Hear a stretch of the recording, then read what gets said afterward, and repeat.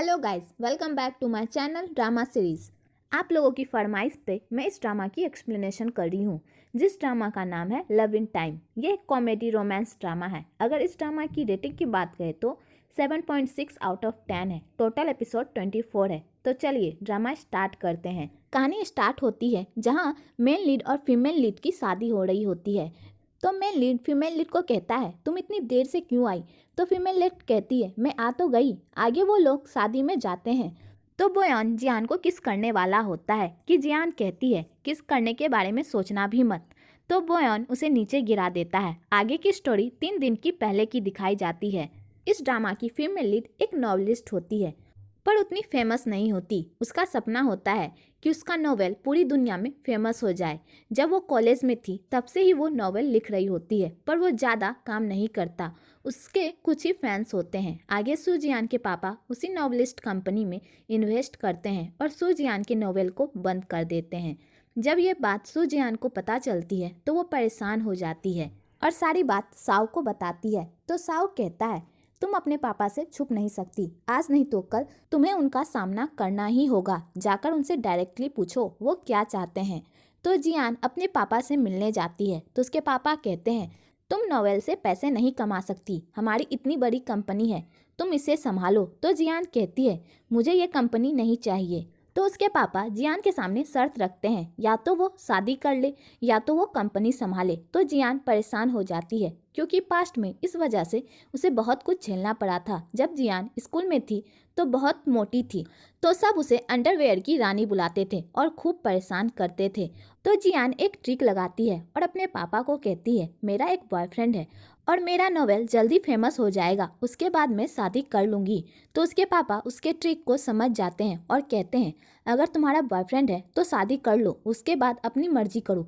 तुम्हारे पास कल तक का समय है, या तो शादी कर लो नहीं तो अंडरवेयर कंपनी की मालकिन बन जाओ। तो जियान टेंशन में आ जाती है, कल तक वो एक बॉयफ्रेंड कैसे ढूंढेगी। आगे इस ड्रामा के मेन लीड की एंट्री होती है। लू बोयान एक बड़ी कंपनी का मालिक होता है। उसने कम उम्र में ही बहुत सारी पॉपुलैरिटी पाली होती है। उसके बहुत सारे ऑनलाइन फैंस होते हैं और उसे सब नेशनल हस्बैंड के नाम से भी जानते हैं। और उसके करियर में उसका साथ हान रुक्सी ने भी दिया था और वो लू बोयान की नकली गर्लफ्रेंड होती है। आगे जियान प्रेसिडेंट दू से मिलने जाती है और वहाँ लू बोयान भी होता है और वो भी प्रेसिडेंट से ही मिलने आया होता है। तो जियान को गलतफहमी हो जाती है कि वहाँ जो बैठा है वो प्रेसिडेंट है। तो जियान वहाँ जाकर अपने नॉवेल के बारे में बात करती है और कहती है, आपने मेरा नॉवेल क्यों बंद किया बिना किसी वजह से। कि तभी लू बोयान टर्न होता है। तो जियान शॉक हो जाती है और कहती है, तुम यहाँ क्या कर रहे हो? तो बोयान कहता है, क्यों, मैं यहाँ नहीं हो सकता? By the way, Lin and murder वाला नॉवेल तुमने लिखा है ना? तो जियान कहती है, हाँ, उसमें क्या गलत है?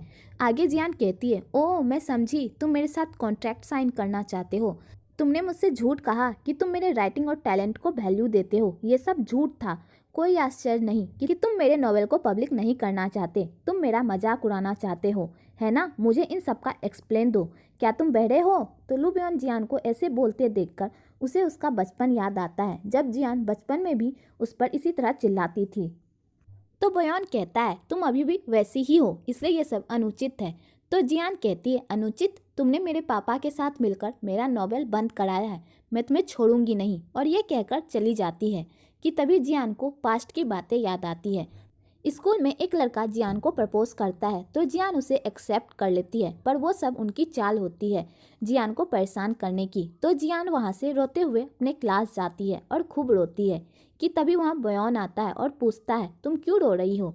तो जियान कहती है, तुम्हारा इससे कोई लेना देना नहीं है। तो बोयान उसे एक दिल बनाकर देता है और कहता है, मुझे तुम्हारे साथ रहना अच्छा लगता है, ग्रेजुएशन के बाद हम। तो जियान कहती है, बस करो, अब तुम भी मेरा मजाक उड़ाना चाहते हो, आई हेट यू।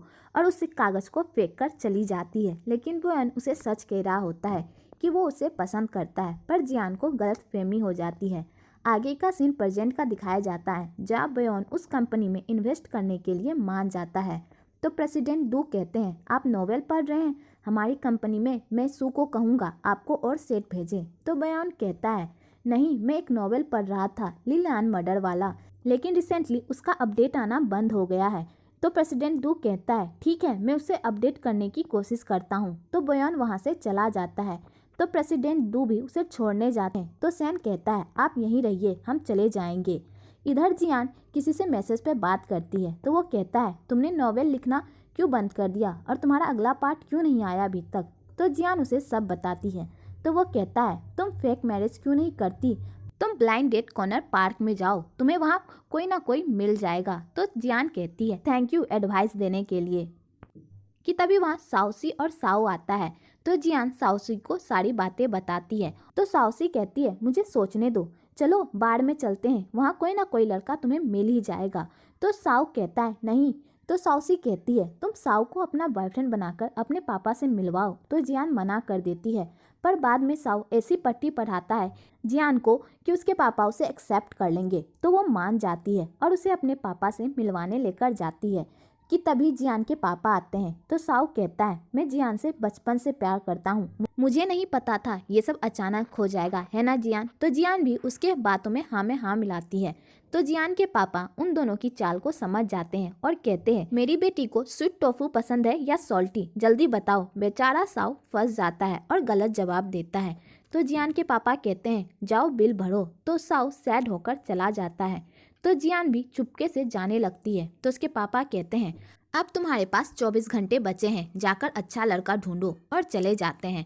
तो जियान टेंशन में आ जाती है। इधर बयान अपनी माँ को कहता है माँ ऐसी लड़कियों की फ़ोटो भेजना बंद करो, मुझे एक भी पसंद नहीं आई। तो उसकी माँ कहती है बयान हॉर्न रक्सी के बारे में क्या ख्याल है, मैं उसे पसंद नहीं करती, अगर तुम उससे प्यार करते हो तो मुझे कोई प्रॉब्लम नहीं है। तो बयान कहता है माँ मैं बस एक सिंपल लड़की से शादी करना चाहता हूँ। तो उसकी माँ कहती है मैंने तो तुम्हें सारी सिंपल लड़की की ही पिक भेजी है। तो बयान कहता है माँ आप ऐसा करो, अगर आप सच में एक सिंपल लड़की ढूंढना चाहती हो तो ब्लाइंड डेट कॉर्नर इन पार्क में जाओ, वहाँ बहुत सी सिंपल लड़की है। तो उसकी माँ कहती है ठीक है। इधर जियान भी उसी पार्क में होती है और अपने लिए बॉयफ्रेंड ढूंढती है और कोई भी औरत अगर उसके पास जाती है तो दूसरी औरत उसे वहां से लेकर चली जाती है और उसे जियान के बारे में भड़काती है। इधर सैन जियान की पिक क्लिक करके बयान को भेजता है। एक्चुअली ये सब बयान का प्लान होता है। इधर जियान के पास 3 घंटे बचे होते हैं तो उसके पापा उसे मैसेज करके उसे परेशान करते हैं। कि तभी वहाँ लू बयान की माँ आती है तो जियान कहती है आंटी आप कैसी हैं, आपसे मिलकर अच्छा लगा। तो बयान की माँ सोचती है ये बहुत सिंपल है और कहती है मैं ठीक हूँ, तुम यहाँ क्या कर रही हो। तो साउसी कहती है आंटी आपका बेटा भी है ना। तो आंटी कहती है हाँ ये दोनों बचपन के दोस्त हैं। तो साउसी उन दोनों को अकेले बात करने को कहती है और वो चली जाती है। तो आंटी कहती है टाइम कितनी जल्दी बीत गया ना, तुम और बयान एक ही साथ बड़े हुए हो, मुझे अभी भी याद है तुम दोनों बचपन में अच्छे दोस्त थे, है ना। तो जियान कहती है बयान बचपन में मेरे साथ अच्छा था। तो आंटी जियान को अपने साथ डिनर पर ले जाती है। कि तभी बयान आता है तो बयान की माँ कहती है देखो जियान कौन आया है। तो जियान कहती है ऑफ कोर्स ये बयान है, और कौन हो सकता है। तो बयान कहता है क्या बात है, मेरा वेलकम नहीं करोगी। तो जियान कहती है वेलकम, और बयान से हाथ मिलाती है। तो बयान कहता है मैंने सोचा भी नहीं था तुम इतनी स्लिम हो जाओगी। तो जियान कहती है थैंक यू, और दोनों में टसन देखने को मिलता है। कि तभी पास्ट की कहानी दिखाई जाती है जहाँ टीचर कहती है जियान का डेस्कमेट कौन बनना चाहता है। तो कोई भी जियान के पास नहीं आता। कि तभी वहाँ बयान आता है और कहता है मैं बनना चाहता हूँ, और वहाँ जाकर बैठ जाता है। आगे टीचर चली जाती है तो सारे बच्चे जाने लगते हैं। तो बयान कहता है रुको, आज से मैं जियान का डेस्क मेट हूँ, अब से कोई भी जियान को तंग नहीं करेगा। तो जियान बयान की बात सुनकर खुश हो जाती है। तो बयान कहता है खाली मैं इसे तंग कर सकता हूँ। वेल यहाँ आपको इन दोनों की क्यूट सी फाइटिंग भी देखने को मिलेगी। आगे स्टोरी प्रेजेंट की दिखाई जाती है। तो बयान की माँ कहती है बयान इन्वेस्ट कंपनी का मालिक है और वो अच्छा भी कर रहा है, वो अभी भी सिंगल है। जियान तुम बयान के बारे में क्या सोचती हो। तो जियान कहती है अच्छा है। तो बयान की माँ कहती है मैं सीधे मुद्दे पर आती हूँ, तुम दोनों बचपन के दोस्त हो और तुम दोनों की अभी शादी भी नहीं हुई है। कि तभी जियान को उसके पापा का कॉल आता है तो वो बाहर बात करने चली जाती है। कुछ देर बाद बयान भी बाहर जाता है और जियान को उसके पापा के साथ बातें करते हुए सुन लेता है। तो बयान कहता है तुम सच में अंडरवेयर की रानी नहीं बनना चाहती, मुझे लगा तुम्हें इतने सालों में इसकी आदत हो गई होगी। तो जियान कहती है बयान तुम हमेशा मेरा मजाक उड़ाना चाहते हो, है ना, अब तुम खुश हो। तो बयान कहता है मैं तुमसे शादी करूँगा। आगे बयान अपनी माँ को कहता है माँ हम शादी कर रहे हैं और कल ही शादी की सर्टिफिकेट ले लेंगे। आगे वो लोग शादी का सर्टिफिकेट ले लेते हैं और लेकर बाहर आते हैं। तो जियान कहती है पापा आप यहाँ क्या कर रहे हैं? तो उसके पापा कहते हैं शादी का सर्टिफिकेट ले लिया और तुम्हारे इतने इम्पोर्टेंट दिन में मैं यहाँ क्यों नहीं आ सकता? तो बयान कहता है अंकल। तो जियान के पापा कहते हैं आज से तुम मुझे पापा कहोगे।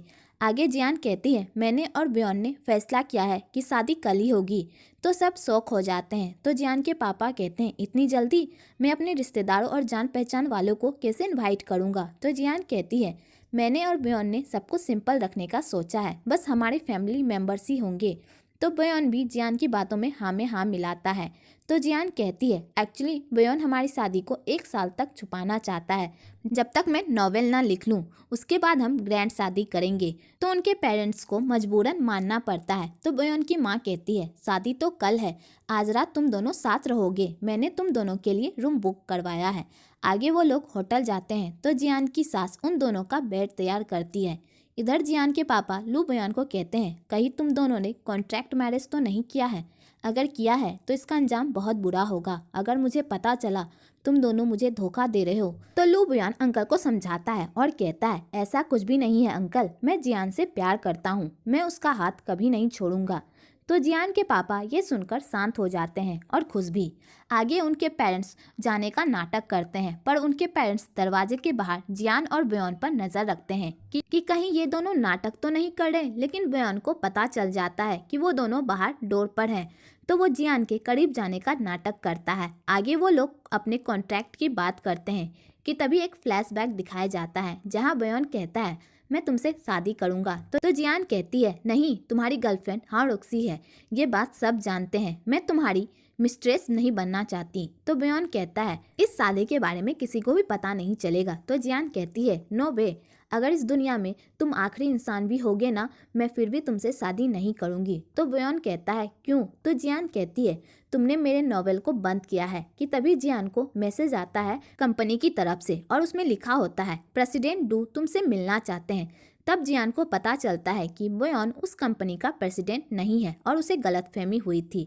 तो जियान कहती है तुम क्यों शादी करना चाहते हो? एंटी टैंक की वजह से? तो बयान कहता है मेरे अपने कारण है इस शादी के लिए। तो जियान कहती है अब मैं समझी, कहीं तुम दिवालिया तो नहीं हो गए और इस शादी से तुम मेरे पापा का बिजनेस तो नहीं हथियाना चाहते? लेकिन मैं ऐसा होने नहीं दूंगी। तो बयान कहता है छोड़ो और जाने लगता है। तो जियान कहती है ठीक है चलो कॉन्ट्रैक्ट शादी करते हैं और एग्रीमेंट बनाते हैं। आगे सीन प्रेजेंट की दिखाई जाती है जहां वो लोग एग्रीमेंट पढ़ रहे होते हैं। तो बयान कहता है ये शादी 1 साल तक की होगी। तो जियान कहती है हाँ 1 साल की, फिर हम डिवोर्स ले लेंगे। तो लुबयान कहता है शादी है बच्चों का खेल नहीं। तो जियान कहती है कौन जानता है 1 साल में क्या होगा। आगे बयान फिर से कॉन्ट्रैक्ट पढ़ता है और उसमें लिखा होता है नो फिजिकल कॉन्ट्रैक्ट, और ना ही हम दोनों एक दूसरे के निजी लाइफ में इंटरफेयर करेंगे और ना ही इस शादी के बारे में किसी को बताएंगे। आगे बयान उस कॉन्ट्रैक्ट में एक और कंडीशन डालता है इस पीरियड के दौरान कोई भी किसी को डेट नहीं करेगा और ना ही किसी से रिश्ता रखेगा। आगे बयान जाने लगता है तो जाते वक्त कहता है कल शादी में आ जाना और चला जाता है। आगे शादी का दिन आता है तो बयान टाइम पर पहुंच जाता है पर जियान थोड़ा लेट हो जाती है। आगे वो दोनों जल्दी जल्दी रेडी होकर वेन्यू पर जाते हैं। जैसे कि हमने शुरुआत में देखा था कि जहां बयान और जियान की शादी हो रही होती है तो बयान जियान को नीचे गिरा देता है पर तभी उसे पकड़ लेता है और ऑसम स्टाइल में किस करने का नाटक करता है ताकि सबको शक ना हो। और यहीं पर एपिसोड 1 खत्म होता है। अगर आपको ये वीडियो अच्छी लगी हो तो एक लाइक ज़रूर करें और मेरे चैनल को सब्सक्राइब करना तो बिल्कुल ना भूलें।